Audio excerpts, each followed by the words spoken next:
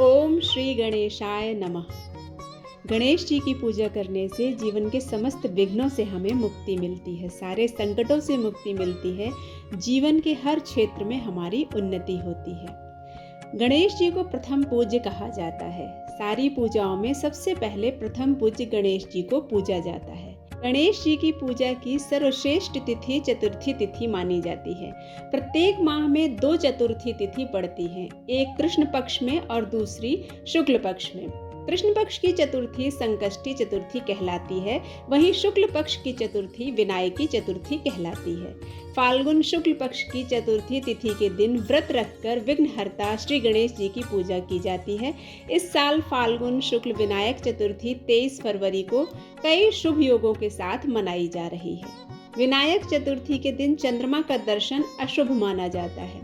आइए जानते हैं फाल्गुन विनायक चतुर्थी पूजा मुहूर्त, वर्जित चंद्र दर्शन समय, पूजा विधि, शुभ योग, व्रत कथा और गणेश जी की पूजा में चढ़ाई जाने वाली उनकी प्रिय चीजों के बारे में।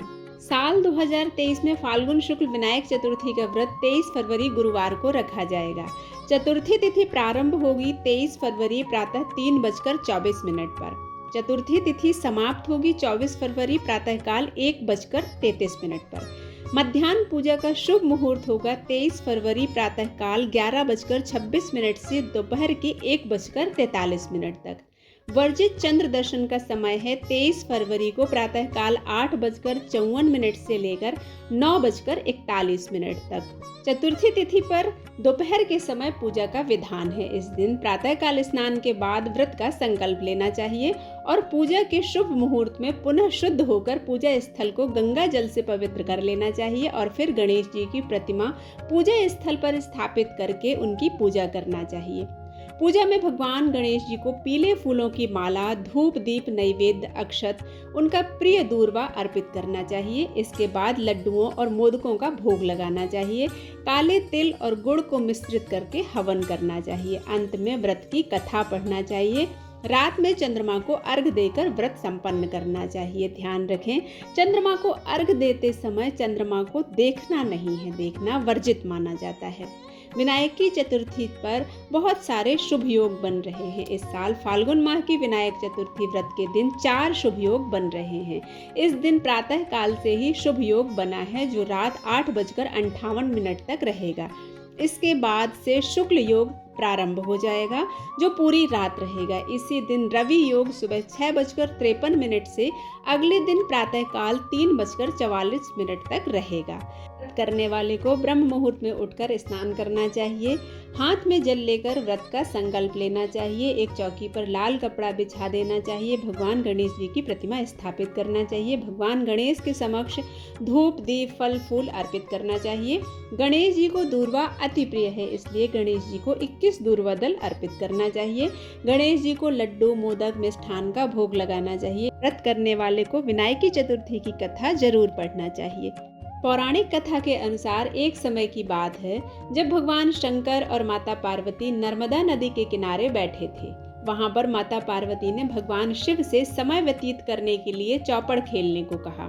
भगवान शिव चौपड़ खेलने के लिए तैयार तो हो गए, लेकिन इस खेल में हार जीत का फैसला करने के लिए वहां पर कोई नहीं था।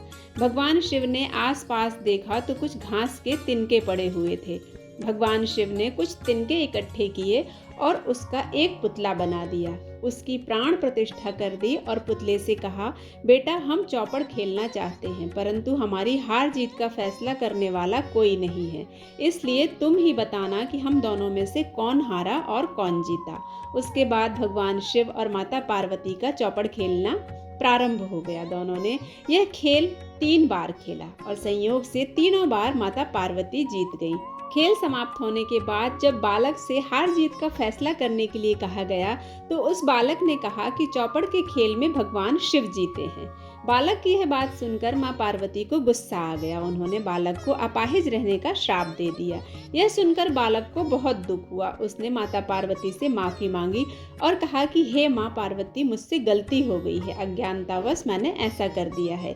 ये मैंने किसी द्वेष भावना से नहीं किया है। बालक द्वारा क्षमा मांगने पर माता ने कहा कि श्राप तो वापस नहीं हो सकता, लेकिन इसका पश्चाताप हो सकता है। तुम ऐसा करना, यहाँ गणेश पूजन के लिए नाग कन्याएं आएंगी। उनके कहे अनुसार तुम गणेश व्रत करो, ऐसा करने से तुम मुझे प्राप्त करोगे। यह कहकर माता पार्वती शिव के साथ कैलाश पर्वत पर चली गईं। जब उस स्थान पर नाग कन्याएं आईं, तब बालक ने उनसे श्री गणेश के व्रत की विधि पूछी। उस बालक ने 21 दिन तक लगातार गणेश जी का व्रत किया। उसकी यह श्रद्धा से गणेश जी प्रसन्न हो गए। उन्होंने बालक को मनोवांछित फल मांगने के लिए कहा। उस पर उस बालक ने कहा कि हे विनायक, मुझ में इतनी शक्ति दीजिए कि मैं अपने पैरों से चलकर अपने माता पिता के साथ कैलाश पर्वत पर जा सकूं। भगवान गणेश बालक को यह वरदान देकर अंतर्ध्यान हो गए। इसके बाद वह बालक कैलाश पर्वत पर पहुंच गया और कैलाश पर्वत पर पहुंच के उसने अपनी यह कथा भगवान शिव को सुनाई।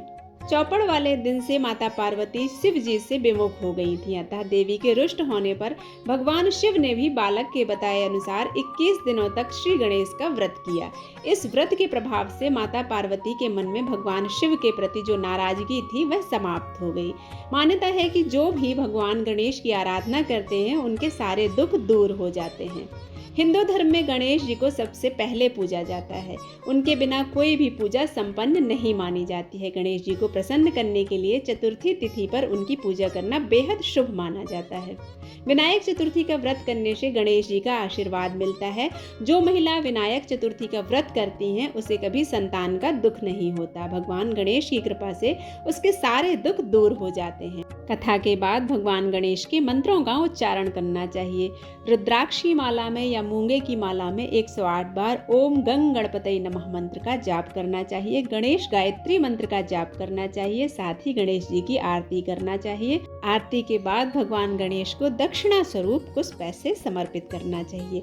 इस प्रकार से गणपति गजानन की पूजा करने से जीवन के समस्त विघ्नों से, संकटों से हमें मुक्ति मिलती है। विनायकी चतुर्थी पर किए गए व्रत से हमारी संतान को उत्तम स्वास्थ्य और शतायु मिलती है।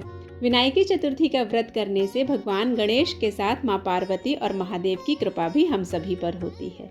आशा करती हूँ यह वीडियो आप सभी को पसंद आया होगा। अगर पसंद आता है तो आप इसे लाइक करें, शेयर करें और सब्सक्राइब करना बिल्कुल ना भूलें। मिलते हैं अगले वीडियो में, तब तक के लिए ओम नमः शिवाय।